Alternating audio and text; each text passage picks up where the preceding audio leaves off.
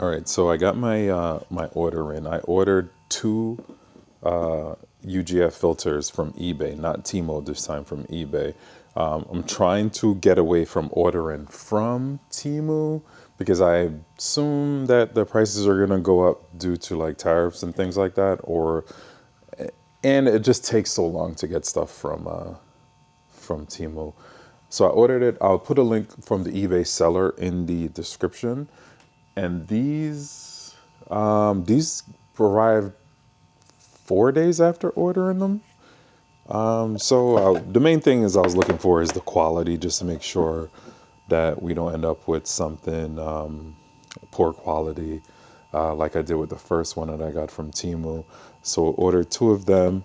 As you can see, the quality is pretty good. The plexiglass or fiberglass or whatever you call this stuff, acrylic, is this. Oh, that one is loose right there. Seams isn't bad, but you can see they must be using acrylic glue instead of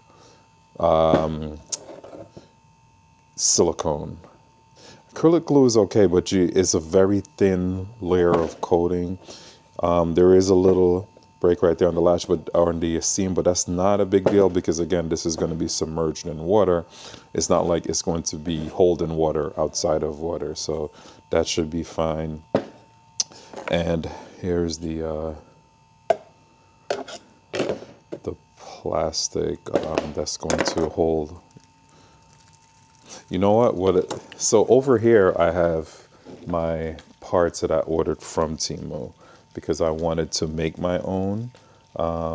It looks like the same exact. Well, not quite. It's not quite the same material as what they came, but you can see the cuts in the plastic. So it looked like they did order some kind of a batch. It might be, and they just punched it out. It looked like it was punched out and pushed down. Yeah, it was punched out and pushed down. So it looks like they may have gotten it from probably the same vendor, but whatever. It's still decent. It's cut really good, and it fits in perfectly on both of them. This one is a little tighter, so it fits. The other thing is the tube. The tube just goes in, but this has that airline, that hose that connects. So you're not going to be able to put an air stone in here, which I was kind of, objected to on the second batch that I got from Team New, but it did work out fine. I did get really good airflow regardless of this tube on the side, without using an air stone. Normally I use an air stone because I get better airflow inside. I think I only have one UGF right now with the air stone. The others are like this, so that works out fine. It fits perfectly.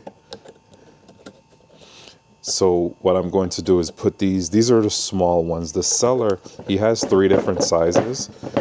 And after you put the order in, he'll send you like a direct message asking what size you want. They're all the same price. And I told him I want the smallest one, which I think is 4.75 inches. These are perfect for a 10-gallon tank. So I'll get these set up. I'll put them in the 10-gallon. All the pH testing I've been doing for like the last 2-3 months or so with the UGF filters, with the extracted almond leaf. Everything is awesome. All of my tanks are under 6 pH and holding, which is fantastic. Just what I wanted. This will even help the cause even more. I am going to reset my 20 long. Having issues with that. I've lost about 5 shrimp in the last 2 weeks, which is a lot for me.